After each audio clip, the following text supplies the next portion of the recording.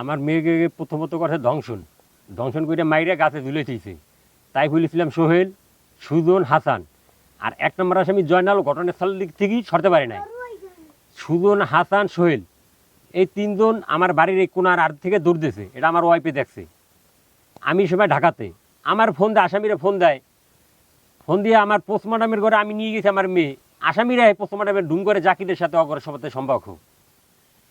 আবার আমি এখানে মামলা করি, থানায় ওসি মামলা নেয় না। হ্যাঁ, আমার মেয়ের নামে মামলা করে, ইউডি মামলা রাখে।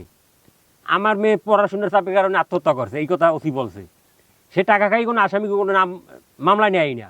লাস্ট আমার ওয়াইফের নারী শিশু টার্মিনালে মামলা করে, সে গেলির ঘুম সং বুঝাই দিতে আস। আমি শুনতে আসি যে বলছি, দেখেন স্যার, আপনি 10 লাখ টাকা দিয়ে বলে আমার আসামিকে নাম কাটাইতেছেন। আমার মেয়ের আমি ন্যায় বিচার চাই। আমার মেয়ে ক্লাস 6-এ পড়ছে, আমার প্রথম বয়সের একটা মেয়ে। হে মেরে ওরা ধ্বংসন করে মাইরের গাছে ঝুলে দিছে। তাই বলেছি আমি সোহেলের ভাই নিজাম, নজরুল, মোস্তফা, এরা আমার বাড়িতে হুমকি দিয়েছে, কোর্টে বসে হুমকি দিয়েছে।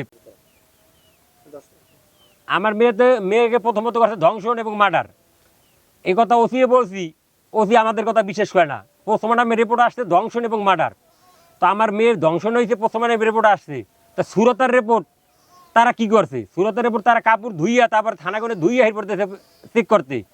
তো হেড টেস্টে কি কোনো আসবে? এটা তো কাদা যদি গায়ে লাগে, কাদা যদি ধুইয়া লাগে, এবার তো কোনো প্রমাণ থাকে না। তো তারা টাকা খাইয়া সুরতার রিপোর্ট নষ্ট করে লাইছে। আমি আমার মেয়ের ন্যায় বিচার চাই। তখন ওসি ছিল জুয়েল ইসলাম, আর এখন বর্তমানে যে ওসি আইছে রবিউল ইসলাম। সে আমার মামলার চার্জশিট দিতে আসে না, সে খালি ঘুরাইতে আছে। আসামিরা গার্জিয়ানের বলতে আছে, সোহেলের আব্বা আর মা বলতে আছে যে 10 লাখ টাকা দিয়ে আসামিকে নাম কাটাই এলাম, আমার পোলাকে কাটাই এলাম। তো এরা প্রথম আমার থানায় আমার মামলা নেয় নাই। তো ও থানায় ওরা টাকা দিয়ে কিনে লাইছে। ওসি আমগুলোকে ভুংসাং বুঝে দিতে আছে। আমার মেয়ের আমি ন্যায় বিচার চাই। সন্দেহ তাইফুল ইসলাম সোহেল, সুজন, হাসান, জয়নাল, এই 4 জন আমার মূল আসামি। এরাই আমার মেয়েকে দংশন করছে এবং মার্ডার করছে। আর লাস্টে একজন আর ফাঁসাইছে, আমার স্ত্রী ডাক দিয়েছে, ডাক দেওয়ার পর আজগরে ডাক দিয়েছে। তা আজগর একটা লোক যদি বিপদে পড়ে, সেই লোক যদি সামনে আসে, সেই লোক বিপদে কেন পড়বে? আজগরের তারা ফাঁসাই দিয়েছে। আজগর আমার মেয়ের সাথে মার্ডার সাথে কোনো জড়িত না। ওদের সোহেল, সুজন, হাসান, জয়নাল এই কয়জন মামলার সাথে জড়িত। হাইকোর্টে বইয়া হারা হুমকি দেয় আমার স্ত্রীর মারিয়ে লাইবে, আমার ছেলের মারিয়ে লাইবে।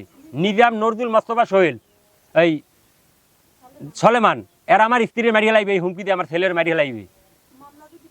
মামলা যদি প্রত্যাহার না করি।